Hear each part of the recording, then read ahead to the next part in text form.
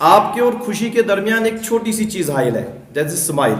You just take this small decision and you will start enjoying happiness. जरा ये decision ले लो, ये decision ले लो कि मुझे स्माइल करना है। आपने खुश रहने का डिसीजन ले लिया, नहीं तो अदर वे राउंड हो जाता है, हम अनहैप्पी होने का डिसीजन लेते हैं। इसलिए कहा जाता है कि टू बी हैप्पी और to be unhappy, it's your decision. आप मेरे साथ इत्तेफाक करते हो? अच्छा मुझे ये बोलो, किसी ने वेल्थ के फेवर में नहीं बोला? हाँ, मैं आपसे एक क्वेश्चन पूछना चाहता हूं। दो आदमी हैं, दोनों को हार्ट अटैक आ गया। एक के पास पैसा है, वो पैसा लेकर गया, उसने अपना इलाज किया। दूसरे के पास पैसा नहीं है, then who saved the person? कैसे? शाबाश, करो इसके लिए ताली बजाओ। अल्टीमेटली पैसे ने काम नहीं किया, बल्कि किसने काम किया? वहाँ नॉलेज ने काम किया, क्योंकि जिस शख्स ने उसको ऑपरेट किया उसने नॉलेज का यूज़ किया। हम किसी को MBBS करने के लिए भेजते हैं किसी दूसरी कंट्री में, हम पैसा देके क्या चीज़ लेते हैं वापस? हम नॉलेज के लिए पैसा देते हैं। ठीक है भाई, आप फेवर में भी बोल सकते थे, लेकिन आपको फेवर में बोलने के लिए कोई लॉजिक या रीज़न पेश करना था। ठीक है भाई। अच्छा मैं आपसे मेरी जेब में एक चीज़ है, वो मैं आपके साथ शेयर करना चाहता हूँ। ठीक है भाई, मेरी जेब में एक चॉकलेट है, जो सबसे पहले यहाँ आएगा वही चॉकलेट ले जाएगा। Very good, this chocolate goes to, I think she is a student from our school, because I have already done this activity in my school. देखो, आपको एक डिसीजन लेना था चॉकलेट पकड़ने के लिए, आपको बिट ऑफ सेकंड में एक डिसीजन लेना था। कोई और चाहता है चॉकलेट लेना? Just I want to see who wants to grab this chocolate. Very good, ले जाओ। Thank you. चलो बेटा, कोई बात नहीं। देखो भाई, मुफ्त में अपॉर्चुनिटी को मिस नहीं करते हैं, ये फ्री की अपॉर्चुनिटी थी। आप सबको उठना था चॉकलेट पकड़ने के लिए, आप सबको उठना था। इसमें आपको फ्रैक्शन ऑफ सेकंड में ये डिसाइड करना था कि मुझे चॉकलेट लेना है।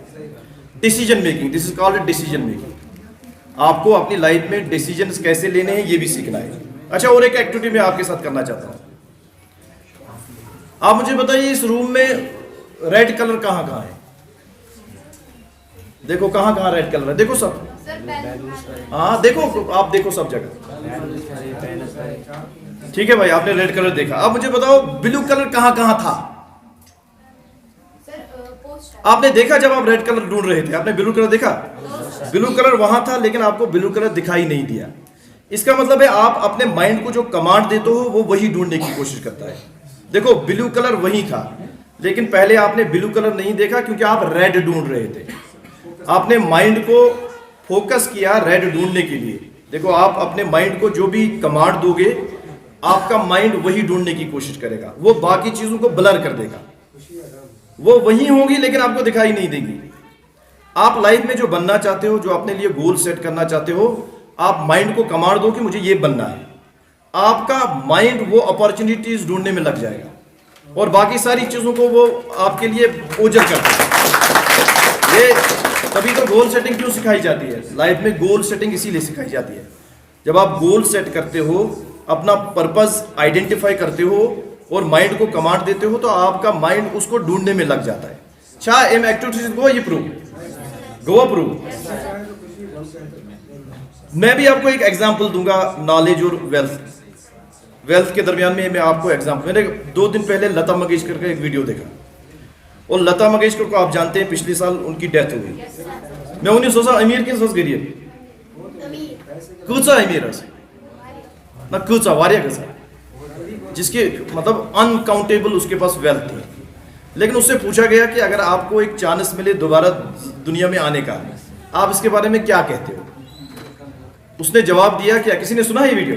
हाँ, वेरी गुड। कि उसने कहा, पहले तो मैं दोबारा दुनिया में आना नहीं चाहती हूँ, और अगर मुझे दोबारा आने का मौका मिलेगा तो मैं लता मंगेशकर जैसी दुखी औरत बनकर दुनिया में नहीं आनी चाहती हूँ।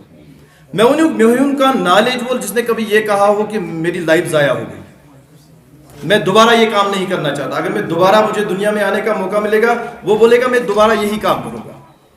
देखो, ये लाइव एग्जांपल है। आख एग्जांपल छोड़ी तो तीस ये नॉलेज बोले नॉलेजेस पर कम, मैंने बुक्स लिखी, मैंने लिटरेचर क्रिएट किया, और अगर आखिर पर उससे पूछा जाएगा कि आप दोबारा आओगे तो क्या काम करेगा, वो बोलेगा मैं यही काम करूंगा। इसका मतलब है कि यहां से ये प्रूव होता है कि कौन सी चीज ज्यादा पावरफुल है। चलो जी ठीक है, अब मैं आपके साथ इस टॉपिक के रिलेटेड बात करूंगा। आप लाइफ में बनना क्या चाहते हो? कोई 2-3 मुझे बोलो, आप लाइफ में क्या बनना चाहते हो? आप क्या बनना चाहते हो? Stand up please. क्या बनना चाहते हो?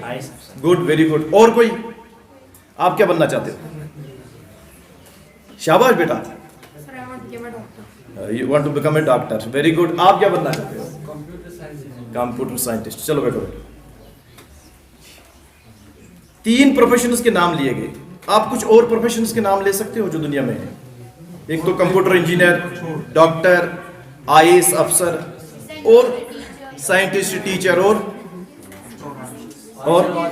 आर्कियोलॉजिस्ट, वेरी गुड, और स्पेस साइंटिस्ट, और बिजनेसमैन, और शाबाश, राइटर, वेरी गुड, और पायलट, और नॉलेजेबल पर्सन, प्रोफेशन, शाबाश। आपको पता है दुनिया में एक सर्वे के मुताबिक कितने प्रोफेशंस आइडेंटिफाई हुए हैं? 12,000 ऐसे काम हैं जो प्रोफेशनल वे में किए जा सकते हैं, लेकिन हम सिर्फ चंद के नाम जानते हैं, सिर्फ चंद के नाम हमें याद होते हैं। ऑब्वियसली हम फिर उसी में से डिसीजन लेते हैं। जितनी हमारे पास रिपोजिटरी कम होगी, हम उसी में से पिक एंड चूज करेंगे। लेकिन जितना हमें करियर लैंडस्केप के बारे में ज्यादा पता होगा, वो सारा लैंडस्केप अगर हमें पता होगा तो हमें डिसीजन लेना आसान होगा। जो करियर हमारे टेस्ट और इंटेलिजेंस के साथ मैच करता होगा, हम इजीली उस करियर या डिसीजन को चूज कर सकते हैं।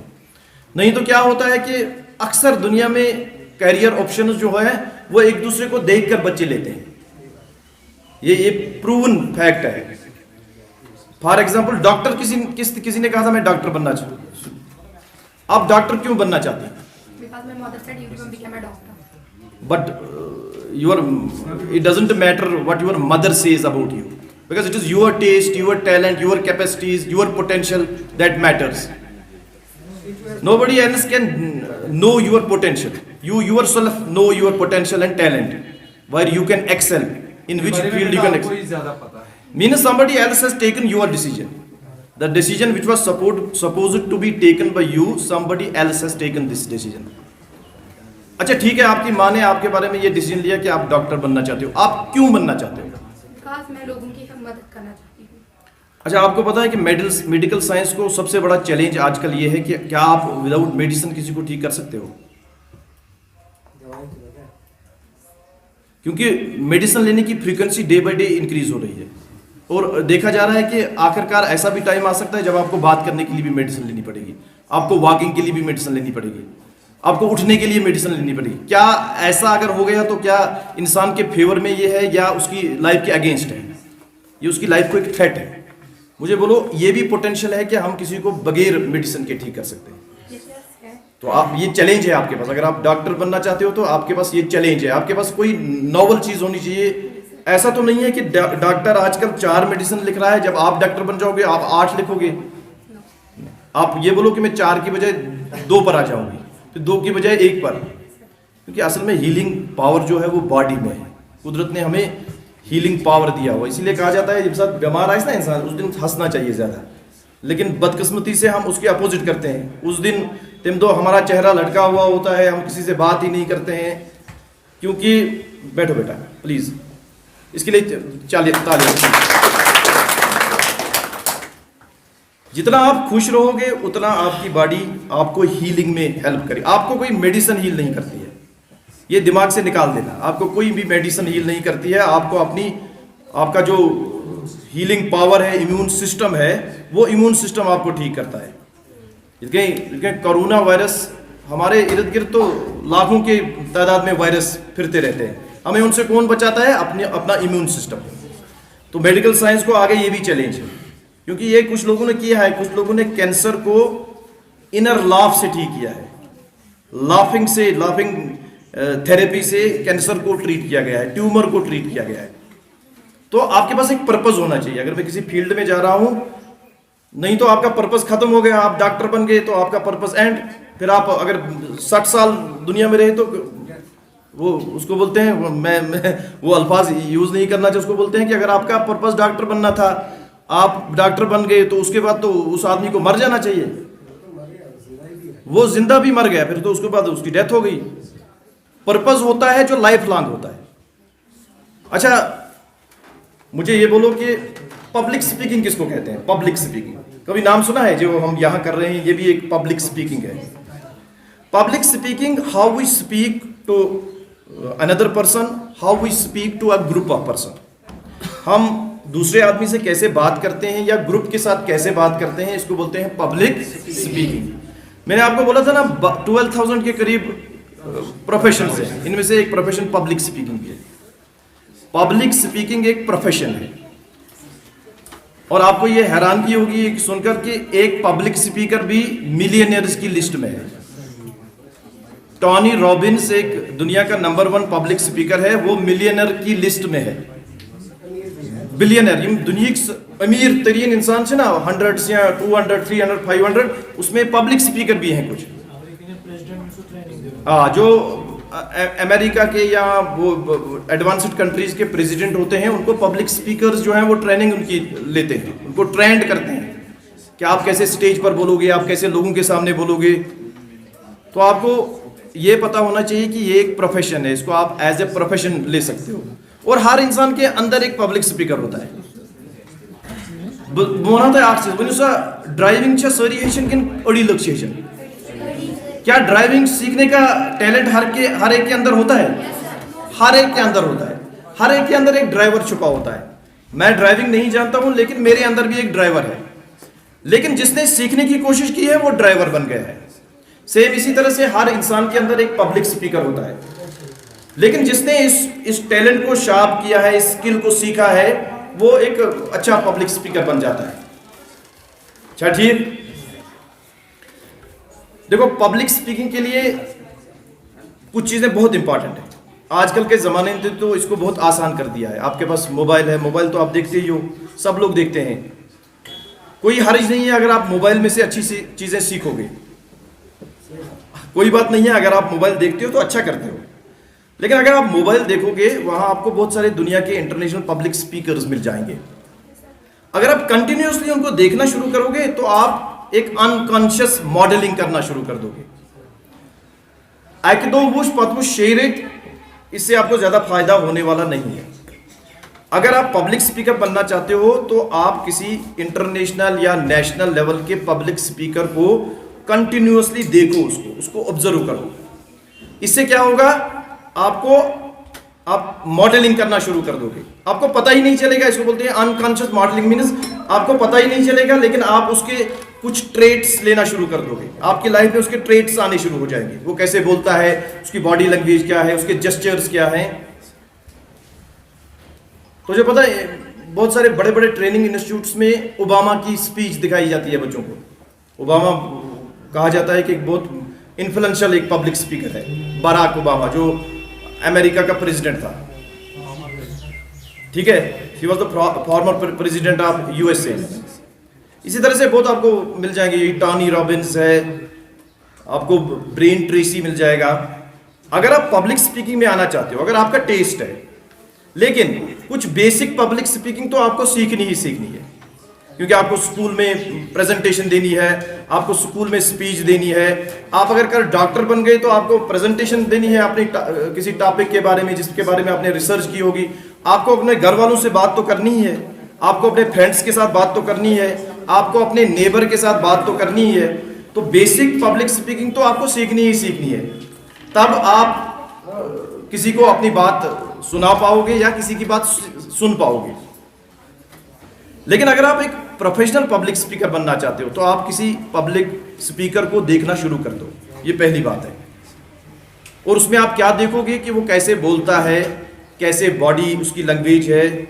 आपको पता है कि आपकी पब्लिक स्पीकिंग शुरू होती है वहां से जहां से आप ऊपर उठते हो, यहां आना शुरू कर देते हो। आप कैसे चलोगे, आप कैसे अपनी बॉडी को कैरी करोगे स्टेज पर, कैसे लेकर आओगे। जब आप स्टेज पर आते हो, दो ही चीजें आप अपने साथ लाते हो, एक तो बॉडी लाते हो और कंटेंट लाते हो, वो माइंड में लाते हो। तो आपकी बॉडी लैंग्वेज कैसी है, कैसे इसको कैरी करते हो, कैसे स्टेज पर इसका यूज करते हो अपने कंटेंट को रेनफोर्समेंट करने के लिए, उसको देने के लिए। आपको पता है कम्युनिकेशन में जब हम कम्युनिकेशन करते हैं ना, किसी के साथ बात करते हैं, हमारे वर्ड सिर्फ 7% हमारी मैसेज को कन्वे करते हैं, ओनली 7%, सिर्फ 7% कम्युनिकेट कर सकते हैं। हमारी बॉडी लैंग्वेज 55% कम्युनिकेट करती है। 55% is communicated by our body. वो वनो ब्याक चीज वर्ड्स से आपस वनो अगर बॉडी कभी झूठ नहीं बोलती। मे जन आस मूड खराब तम साथ आसा बह यिथ कन, मे जन आस बस खुश तम साथ आसा बह यिथ कन। ये बॉडी कभी झूठ नहीं बोलती है। तवे वन कि असल कम्युनिकेशन जो है वो हमारी बॉडी की है, क्योंकि वो कभी झूठ नहीं बोलती। वो वही बोलेगी जो अंदर चल रहा होगा। जैसी आपकी इमोशनल स्टेट होगी अंदर, वैसी ही आपकी बॉडी लैंग्वेज जो है वो रिफ्लेक्ट करेगी। तो अपनी बॉडी लैंग्वेज पर बहुत ध्यान दो, क्योंकि 55% कंटेंट आपका इसी से कम्युनिकेट होता है। तो सबसे ज्यादा ध्यान हमें किस पर देना है? बॉडी लैंग्वेज पर। 37% हमारा टून ऑफ वॉइस कम्युनिकेट करता है। क्या शुक्रिया साकिब वुचो साकिब साकिब अच्छा meaning it has totally different, two different meanings. Word छुना कोई साकिब साकिब वनु गोडनिक्स मस क्या मैसेज, दोमिस मस क्या गोडनिक्स में सॉफ्ट आलो, दोमिस मस क्या एम क्या बिचार कोर्मुत खबर क्या जुर्म छ कोर्मुत, खबर रात से क्या काम वनमस सशन करमस क्या। वर्ड सुई साकिब है ना, लेकिन किसने मीनिंग चेंज कर दी? टून ऑफ वॉइस ने मीनिंग चेंज कर दी। तो पब्लिक स्पीकिंग में इन 3 चीजों का बहुत ध्यान रखना होता है। कंटेंट तो सिर्फ 7% है, लेकिन उस पर भी आपको फोकस करना है। वो कंटेंट भी बहुत हाई क्वालिटी का होना चाहिए। आपकी बॉडी लैंग्वेज, बॉडी कैसे आप अपनी कैरी करते हो। यम साथ गोडनेथ इसका नफर वुचन छ बोलन गोडनेथ कि नशन वुचन तम बॉडी गोडनेथ कम्युनिकेट करन बॉडी। ये पोस युवन गोडनेथ दूरे वुचन पोस आव यिथ कन पकान ती गई कम्युनिकेट बन। अम पत कर सलाम, अम पत कर कत। पहले हमारी बॉडी बोलती है। इसीलिए मैंने बोला जब आपका नाम लिया जाएगा, आप खड़े हो जाओगे, आपकी बॉडी ने बोलना शुरू कर दिया। आप कैसे चल के आओगे, कैसे स्टेज पर आओगे, your body has already started communicating the things. So take care of your body language. ठीक है, बॉडी लैंग्वेज पर आपको बहुत सारे कंटेंट मिल जाएगा, बहुत सारे ट्रेनिंग प्रोग्राम्स मिल जाएंगे, फ्री भी पेड भी। तो आप अपनी बॉडी लैंग्वेज पर ध्यान दो। ठीक है, जेस्चर्स वस्चर्स ना हावन, मतलब मैं हावन I have lifted the load and when I lifted the load, so in body language कैसे रेनफोर्स कर इस कंटेंट, वो उसके साथ अलाइन होनी चाहिए, मैच होनी चाहिए। मतलब शावन कुछ साथ इन द पास्ट ना पास्ट कुन हावन। हालांकि कुछ लोग दाएं बाएं भी दिखाते हैं, लेकिन वो दूसरा टॉपिक है कि उनकी टाइमलाइन डिफरेंट होती है। जिसकी टाइमलाइन ऐसे होगी वो जरूर पास्ट को पीछे दिखाएगा। तो ये आपकी बॉडी जो है आप इसको रेनफोर्स करती है। ठीक है, practice. Public speaking is a skill. Skill go use प्रैक्टिसिटी। स्किल के लिए प्रैक्टिस बहुत जरूरी होती है। ड्राइविंग वो कहां पढ़ी 5 किताब ड्राइविंग पे, तमिस तक गाड़ी चलाना, गाड़ी तक से चलाना वो नहीं चला, तब तक उसको गाड़ी चलानी नहीं आएगी जब तक वो एक्चुअली स्टीयरिंग नहीं पकड़ेगा, स्टीयरिंग पर बैठेगा नहीं, गाड़ी चलाएगा नहीं। स्विमिंग पर पर्सन पर 10 किताब का, उसको स्विमिंग आएगी क्या? तो स्किल के लिए प्रैक्टिस बहुत जरूरी होती है। जितना आप ज्यादा प्रैक्टिस करोगे उतना ज्यादा आप स्किलफुल हो जाओगे, आपको उतना ज्यादा उस स्किल के आप मास्टर बनते जाओगे। ये सारी चीजें हमारे अंदर मौजूद हैं, लेकिन हम किस चीज को फोकस करते हैं। जैसे मैंने आपको बोला, अच्छा सा quotation, your energy flows wire your focus goes. जहां हमारा फोकस जाता है हमारी सारी एनर्जी वहां चली जाती है। तो अगर आप अपनी एनर्जी को किसी जगह ले जाना चाहते हो तो आप अपने फोकस को वहां ले जाओ। जहां आप फोकस ले जाओगे वहां आपकी एनर्जी भी जाएगी। Energy will flow towards that very point और towards that goal, towards that aim which you have set for yourself. देखो भाई, जो यहाँ ये डिबेट था, डिबेट और सिंपोजियम में यही फर्क है कि सिंपोजियम में हम फेवर में बोलते हैं सारे, लेकिन डिबेट में आपको चॉइस है। You can speak against the topic, लेकिन उसके लिए आपके पास लॉजिक होना चाहिए। प्रूव कंजन करो तो क्वेश्चन। आपने बोला कि वेल्थ सब कुछ है, लेकिन किसी ने अगर क्वेश्चन किया तो आपके पास उस क्वेश्चन का क्या होना चाहिए? लॉजिक होना चाहिए। आप प्रूव कर सकते हो, मैंने जब हम स्कूल में टॉपिक प्रिपेयर कर रहे थे, मैंने बच्चों को बोला कि आप वेल्थ के फेवर में भी बोल सकते हो, प्रोवाइडेड आपके पास लॉजिक है। आप लॉजिक गैदर करो तो वेल्थ के फेवर में बोलो और नॉलेज के अगेंस्ट बोलो। असल में ये प्रोग्राम जो है वो आपके थॉट प्रोसेस को शार्प करना चाहते हैं, आपकी सोचने की सलाहियत जो है उसको शार्प करना चाहते हैं, तेज करना चाहते हैं। ठीक है, आप मेरी बात से इत्तेफाक करते हैं?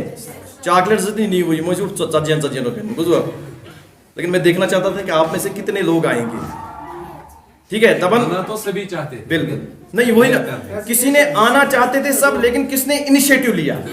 पूछो आते वो मिसाल, अपॉर्चुनिटीज हमारे इर्द गिर्द होती है, लेकिन जो इनिशिएटिव लेता है वो अपॉर्चुनिटी को ग्रैब कर लेता है। Opportunities are always under your feet, आपके पाँव के नीचे अपॉर्चुनिटी है।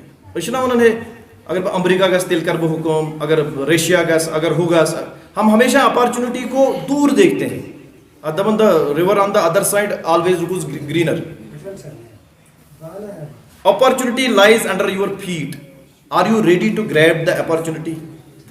Are you in a position to know that opportunities are lying around you? तो मैं आपको यही कहना सिखाना चाहता था इस एक्टिविटी से कि क्या आप अपॉर्चुनिटी को देख सकते हो, उसको पहचान सकते हो और उसको ग्रैब कर सकते हो, और क्या आप लीड ले सकते हो? आप में लीडरशिप स्किल्स हैं, इनिशिएटिव लेने के स्किल्स हैं, डिसीजन मेकिंग आपके पास है क्या? चलो, जब आप अब दोबारा कभी ऐसी किसी ट्रेनिंग प्रोग्राम में जाओगे, अगर वहां कभी ऐसा आपको मौका मिला तो you quickly take the decision. ठीक है भाई, ठीक है। पब्लिक स्पीकिंग को अब एक और चीज से भी शार्प कर सकते हो। आपको जो छोटे छोटे टॉपिक हैं, जैसे आपके घर में किचन है, आप किचन पर 5-10 सेंटेंस बोल सकते हो। घर में आपके घर में हाउस है, आप हाउस पर 5-10 सेंटेंस बोल सकते हो। होम पर 5-10 सेंटेंस बोल सकते हो, फादर पर 5-10 सेंटेंस बोल सकते हो, मदर पर बोल सकते हो, सिस्टर पर बोल सकते हो, नेबर पर बोल सकते हो, ट्री पर बोल सकते हो।